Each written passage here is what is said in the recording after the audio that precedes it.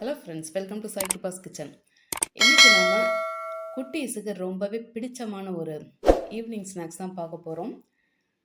Cheesy ரவை உருளைக்கிழங்கு doughnut. சரி வாங்க இந்த ரெசிபி எப்படி பண்ணுறதுன்னு பார்த்துருவோம். இந்த ரெசிபி பண்ணுறதுக்கு ஒரு ஃப்ரையிங் பேனில் 2 டேபிள் ஸ்பூன் பட்டர் சேர்த்து இந்த பட்டர் நல்லா உருக விட்டுருவோம். இது நல்லா உருகி வரட்டும். இப்போ பாதி அளவு தான் மெல்ட் ஆகிருக்கு, பரவாயில்ல. இப்போ இதில் 1 டேபிள் ஸ்பூன் துருவின பூண்டு சேர்த்துக்கலாம். கூடவே 1 table spoon red chilli flakes சேர்த்து இதை நல்லா கலந்து விட்டுருவோம். உங்கள்கிட்ட கார்லிக் பவுடர் இருந்தாலும் அதை கூட யூஸ் பண்ணிக்கலாம், நல்லா தான் இருக்கும். இப்போ எல்லாத்தையும் நல்லா கலந்து விட்டாச்சு. இப்போ இது கூட 1 கப்பு ரவை சேர்த்து இப்போ எல்லாத்தையும் நல்லா ஒரு முறை மிக்ஸ் பண்ணிட்டு போகிறோம். இதை நம்ம ரவை கேசரி, ரவை உப்புமா பண்ணுற மாதிரிலாம் வதக்கி எடுக்கக்கூடாது. இப்போ இதில் தண்ணி சேர்த்துக்கலாம். 2.5 கப்பு தண்ணி சேர்த்தாச்சு. கூடவே தேவையான அளவு உப்பு பார்த்து சேர்த்துட்டு இப்போ எல்லாத்தையும் கலந்து விட்டுருவோம். நல்லா கொதிச்சு வருது. இப்போ இதில் 1 டேபிள் ஸ்பூன் மிக்சர்டு எப்ஸ் சேர்த்துட்டு 1 கப்பு நல்லா வேக வச்சு மசிச்செடுத்த உருளைக்கிழங்கு சேர்த்தாச்சு. உருளைக்கிழங்கை வேக வச்சு வடிகட்டி எடுத்துக்கோங்க. அப்போ தான் நல்ல ஈவனாக நல்ல நைஸான ஒரு டெக்ஸ்சர் கிடைக்கும். இப்போ இதில் நல்ல பொடி பொடியாக கட் பண்ண கொத்தமல்லி கொஞ்சமாக சேர்த்து எல்லாத்தையும் நல்லா கலந்து விட்டாச்சு. இப்போ இதெல்லாம் நல்லா உருண்டு நல்லா சுண்டி வரட்டும், சுருங்கி வரட்டும். இந்த பாருங்கள், நல்லாவே வதங்கி வந்திருக்கு. இந்த அளவுக்கு இருந்தால் போதும். இப்போ நம்ம இறக்கி ஆற வச்சுக்கலாம். இது நல்லா ஆறட்டும். இதில் இன்னும் கூட 1 டேபிள் ஸ்பூன் பட்டர் சேர்த்தாலும் நல்லா தான் இருக்கும். இப்போ இதை நல்லா ஆற விட்டுருவோம். ஆறட்டும். இப்போ நல்லாவே ஆறி வந்திருக்கு.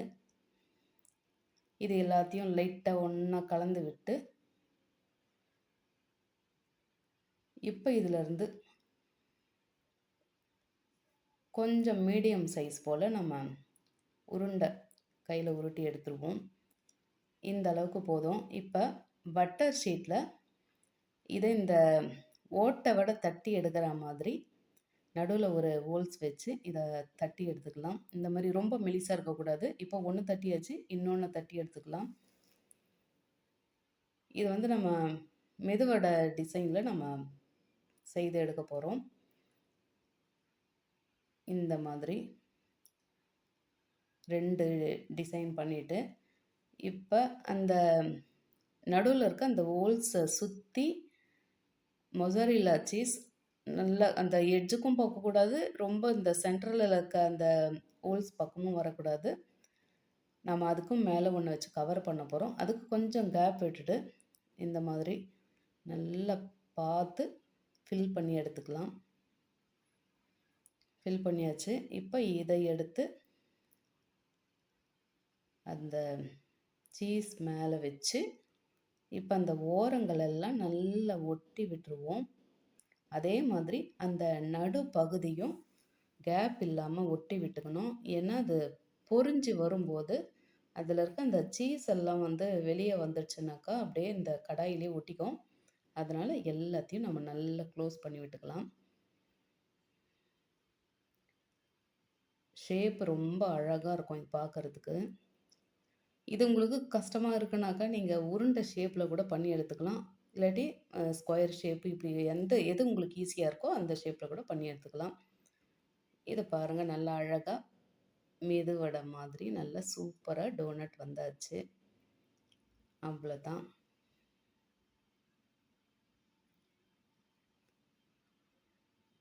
நல்லா இருக்கு பார்க்கவே.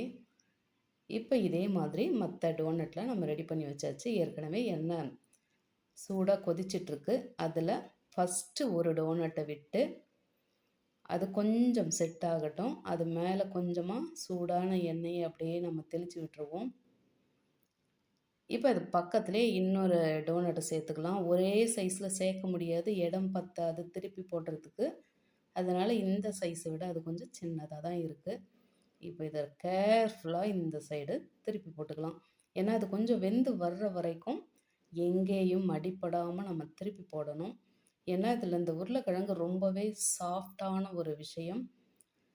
அது கொஞ்சம் எங்கேயாச்சும் இந்த கரண்டி பட்டாலோ இல்லாட்டி இந்த கடாயோட எட்ஜு பட்டாலோ ஓப்பன் ஆயிடுச்சுன்னா ரொம்ப கஷ்டமாயிடும்.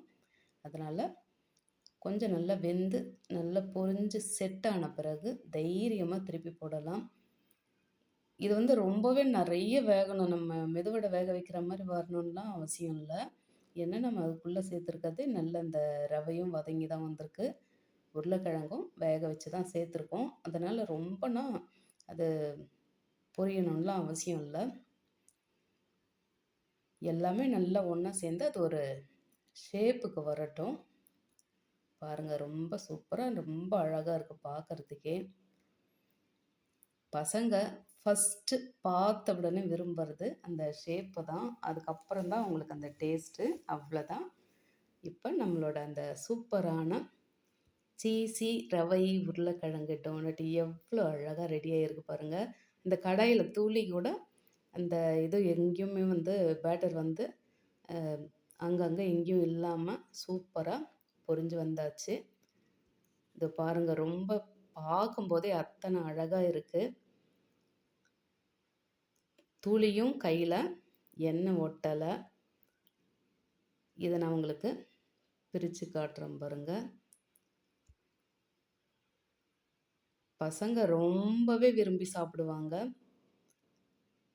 நல்ல சீஸியாக டேஸ்ட்டு ரொம்ப சூப்பராக இருக்குது. நல்ல ஒரு பூண்டு வாசனையோட. நீங்களும் இந்த சீஸி ரவை உருளைக்கிழங்கு டோனட்டை செய்து பசங்களுக்கு தந்து நீங்களும் சாப்பிட்டு எப்படி இருந்ததுன்னு கமெண்ட்டில் சொல்லுங்கள். ரெசிபி பிடிச்சிருந்தா லைக் பண்ணிவிட்டு அப்படி நம்ம சேனலை சப்ஸ்கிரைப் பண்ணி பக்கத்தில் பெல் ஐக்கானையும் அழுத்தி அதில் ஆளையும் டிக் பண்ணிக்கோங்க. தேங்க்ஸ் ஃபார் வாட்சிங்.